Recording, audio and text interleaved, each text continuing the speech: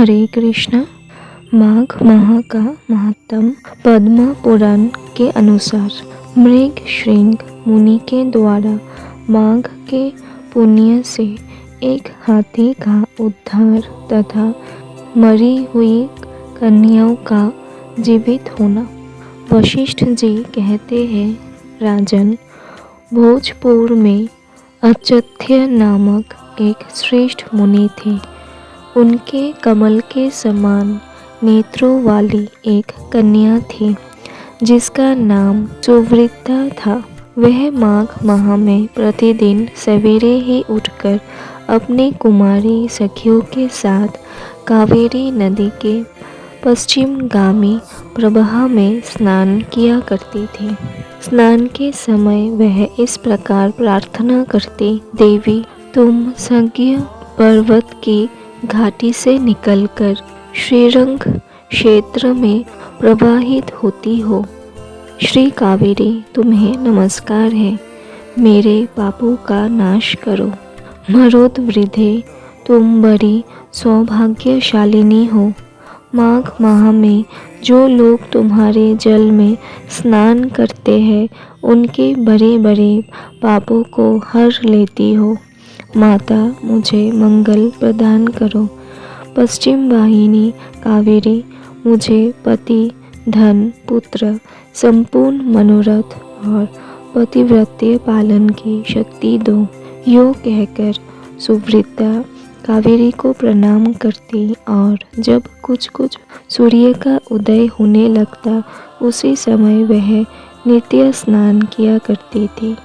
इस प्रकार उसने 3 वर्षों तक माघ स्नान किया। उसका उत्तम चरित्र तथा गृह कार्य में चतुरता देखकर पिता का मन बड़ा प्रसन्न रहता था। वे सोचने लगे, अपने कन्या का विवाह किससे करूं?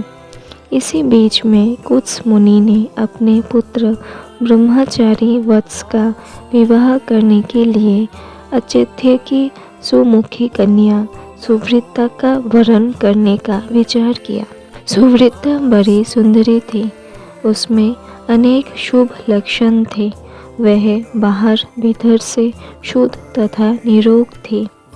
उस समय उसकी कहीं तुलना नहीं थी। वत्स मुनि ने उससे विवाह करने की अभिलाषा की।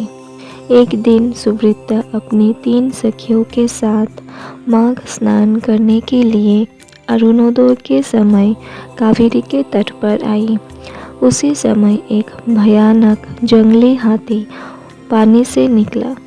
उसे देखकर सुवृत्ता आदि कन्याएं भय से व्याकुल होकर भागी।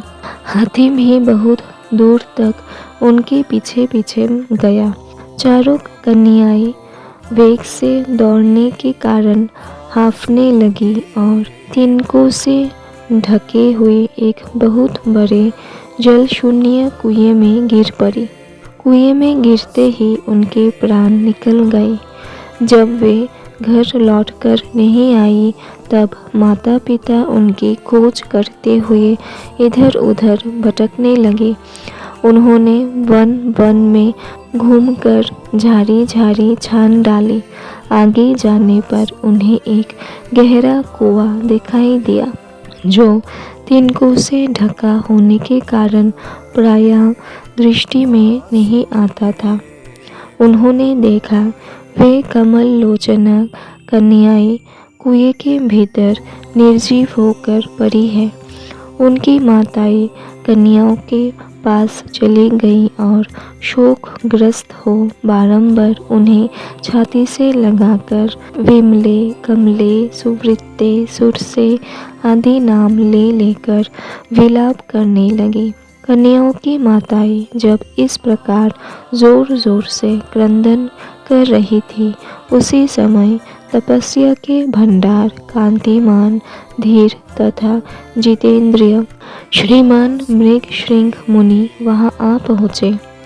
उन्होंने मन ही मन एक उपाय सोचा और सोचकर उन्हें आश्वासन देते हुए कहा, जब तक इन कमल नयनी कन्याओं को जीवित न कर दूं तब तक आप लोग इनके सुंदर शरीर की रक्षा करें।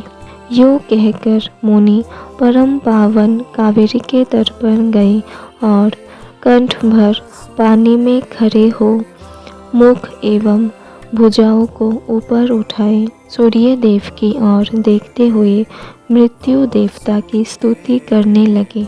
इसी बीच में एक समय वही हाथी पानी के भीतर से उठा और उन ब्राह्मण मुनि को मारने के लिए सूंड उठाए बड़े वेग से उनके समीप आया। हाथी का क्रोध देखकर भी मुनिवर मृगशृंग जल से विचलित नहीं हुए, अपितु चित्र लिखित से चुपचाप खड़े रहे। पास आने पर एक ही क्षण में उस गजराज का क्रोध चला गया।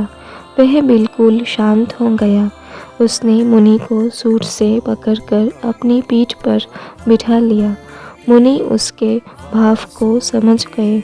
उसके कंधे पर सुखपूर्वक बैठने से उन्हें बड़ा संतोष हुआ और जब समाप्त करके हाथ में जल ले, मैंने 8 दिनों के माघ स्नान का पुण्य तुम्हें दे दिया। यूँ कहकर उन्होंने शीघ्र ही वह जल हाथी के मस्तक पर छोड़ दिया। इससे गजराज पाप रहित हो गया और मानो इस बात को स्वयं भी समझते हुए उसने प्रलयकालीन मेघ के समान बड़े जोर से गर्जना की। उसकी इस गर्जना से भी मुनि के मन में बड़ी प्रसन्नता हुई और उन्होंने कृपा पूर्वक उस गजराज की ओर देखकर उसके ऊपर अपना हाथ फेरा। मुनि के हाथ का स्पर्श होने से उसने हाथी का शरीर त्याग दिया और आकाश में देवता की भांति दिव्य रूप धारण किए दृष्टिगोचर हुआ। उस रूप में उसे देखकर मुनिवर को बड़ा विस्मय हुआ।